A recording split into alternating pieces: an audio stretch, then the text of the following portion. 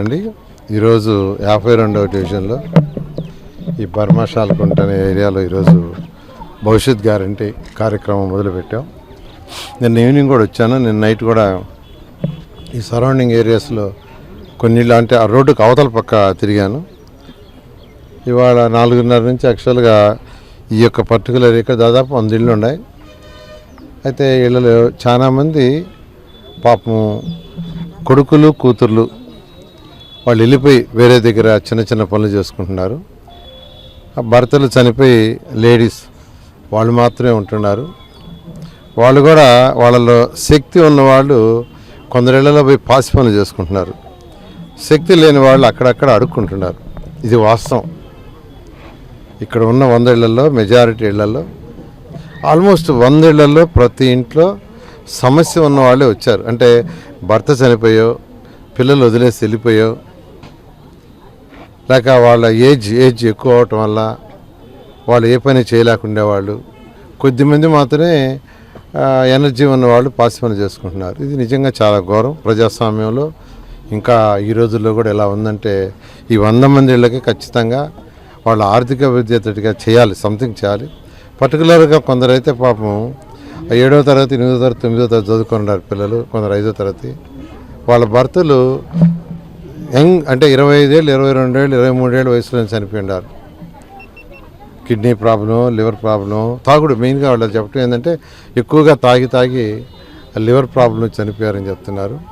ఖచ్చితంగా వీళ్ళకి ఇల్లు అందులో ఈ రైల్వే ట్రాక్ పక్కన ఉంది. వాళ్ళు నోటీసులు ఇచ్చున్నారు చాలామందికి నువ్వు ఇల్లు ఖాళీ చేయమని. ఏదేమైనప్పటికీ ఎలక్షన్ ఇంకో నోటిఫికేషన్కి ఒక 1 వీక్లో వస్తుంది కాబట్టి ఏది జరిగినా ఎలక్షన్ తర్వాతే ఖచ్చితంగా వీళ్ళందరికీ ఇల్లు ఇవ్వాలి. ఇల్లు ఇవ్వటమే కాదు, ఇల్లు ఇచ్చిన తర్వాత వాళ్ళు అక్కడ ఏదైనా పని చేసుకునేందుకు చేయాలి. అంటే ఈ పొదుపు గ్రూపుల వాళ్ళకి ఏ విధంగా అయితే 3 లక్షలు 4 లక్షలు 5 లక్షలు 10 లక్షలు ఇచ్చి వాళ్ళు చిన్న చిన్న పనులు చేస్తుంటే ఆ పనులు ఇంకా కొంత నైపుణ్యం డెవలప్ చేసే విధంగా చేసిన రోజే వీళ్ళ యొక్క జీవితాలు బాగుపడతాయి. ఏదో 5,000 10,000 ఇవ్వచ్చు, అది పెద్ద ఇది కాదు. ఇప్పుడు ఒక ఇండివిజువల్గా ఇప్పుడు నేనైతే చాలామందికి తోపుడు బండ్లు ఇచ్చా. ఆ తోపుడు బండ్లతోనే జరగదు వాళ్ళ నైపుణ్యం, వాళ్ళ యొక్క జీవితం జరగదు. అది ఓన్లీ ఏ టెంపరీ, అది ఇండివిజువల్గా చేయగలిగిన. అదే ప్రభుత్వం అయితే ఏదైనా చేయొచ్చు. ప్రభుత్వం అయితే ఇటువంటి వాళ్ళకి ఖచ్చితంగా చేయాలి. ఖచ్చితంగా 2024లో తెలుగుదేశం ప్రభుత్వం ఖచ్చితంగా ఫస్ట్ నేను చెప్పేది, నేను అందరికీ చెప్తున్నాను, అండర్ గ్రౌండ్ డ్రైనేజ్ చేయొచ్చు, వాటర్ లైన్ చేయొచ్చు. దాంతో నెల్లూరు సిటీలో అక్కడక్కడ ఇలాంటి పాకెట్స్ ఉన్నాయి. 100 మంది 100 ఇళ్ళు 50 ఇళ్ళు 40 ఇళ్ళు. నేను మొన్న యాక్చువల్గా పెన్నా పొల్లుకాడ తిరిగాను, పైకట్ట.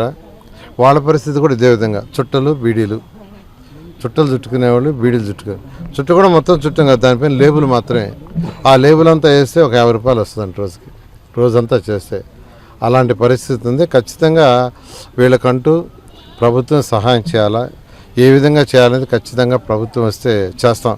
నేను మాటలు చెప్పే మనిషిని కాదు, ఖచ్చితంగా చేయటం జరుగుతుంది. లేదా ఎవరైనా సిఎస్ఆర్ ఫండ్ చేస్తే సిఎస్ఆర్ ఫండ్ ద్వారా అయినా కానీ ఖచ్చితంగా హెల్ప్ చేయటం జరుగుతుంది. బట్ చాలా దారుణం.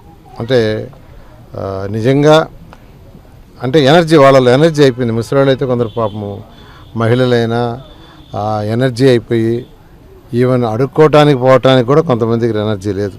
అలాంటి పరిస్థితిలో ఉంటారు. ఖచ్చితంగా ఈ యొక్క ప్రభుత్వం 5 సంవత్సరాలు ఉండింది, ఏం చేశారో తెలియదు. ఇక్కడ 43,000 ఇళ్ళు కట్టా. ఇల్లు కట్టిన దగ్గర కూడా యాక్చువల్గా ఏంటంటే వీళ్ళ ఆర్థిక స్థితి పెంచాలని ఒక స్మాల్ స్కేల్ ఇండస్ట్రీ స్టార్ట్ చేయడానికి 5 ఎకరాల్లో ప్లాన్ చేసాం. ఇల్లు ఇవ్వటమే కాదు, ఆడ ఇల్లుగానే అడిగి పోతారు, ఆ నుంచి రోజు వచ్చి ఇక్కడ పాసిపని చేసుకోవాలంటే ఎలా కుదురుతుంది? ఆ పోవటానికి రావడానికి ఆటో ఛార్జీలు సరిపోతాయి. ఇది ఆ పాసిపోయినకి పోతే వాళ్ళు ఇచ్చే 1000 రూపాయలు, 1500, 2000. అందుకని ఆ రోజు ముఖ్యమంత్రి గారు నారా చంద్రబాబు ఒకటే చెప్పారు, ఎక్కడ నువ్వు ఇల్లు కడతావో నారాయణ, ఇల్లు కట్టిస్తావు ప్రభుత్వం తరఫున, అక్కడ ఉండేవాళ్ళు పని చేసుకోవటానికి మైనపత్తులు కావచ్చు, ఇస్తరాకులు కావచ్చు, బొమ్మలు కావచ్చు, చిన్న చిన్నవి చేసుకునే దానికి సపరేట్గా వాళ్ళకి బ్లాక్స్ కట్టించి అక్కడ వాళ్ళకి చిన్న చిన్న మిషన్లు ఏర్పాటు చేసి వాళ్ళకి ట్రైనింగ్ ఇచ్చి చేయమన్నారు. ఆ ఉద్దేశంతోనే ఆంధ్రప్రదేశ్లో 114 మున్సిపాలిటీస్లో ఇల్లు కట్టాం. ఆ ఇల్లు కట్టమే కాదు, అలాంటి చేయాలి. ఖచ్చితంగా రేపు ప్రభుత్వం వచ్చిన తర్వాత ఎక్కడైతే టిట్కో ఇల్లు కట్టామో ప్రతి దగ్గర ఎకనామిక్ గ్రోత్ జరిగేటట్టుగా స్మాల్ స్కేల్ ఇండస్ట్రీస్ని డెవలప్ చేయడం జరుగుతుంది.